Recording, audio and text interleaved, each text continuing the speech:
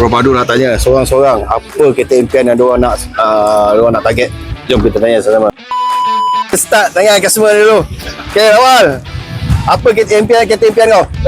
Dah dapat guys. Okay, kereta impian awak Toyota Alphard SC. Okay. Apa kereta impian awak? Actually Alphard juga. Alphard juga. Kita orang berdua je. Okay. Kita ambil CLA AMG Coupe CLA AMG Coupe.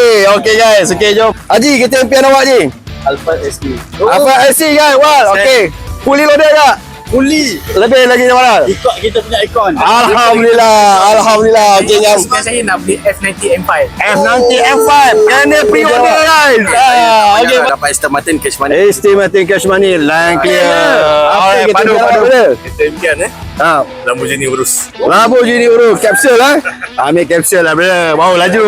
Okay. Ni most wanted lah. Dia tak boleh main kita lah. Ni most wanted lah.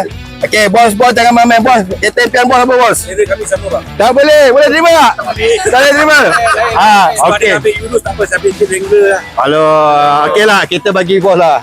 Bos target apa di Aventador lah bos. Apa tu bos? Rotek tu, dia fikir rotek. Tak apa bos. Rotek saya bayar setahun. Jangan risau. Okay bos, okay. Terima kasih. Alhamdulillah.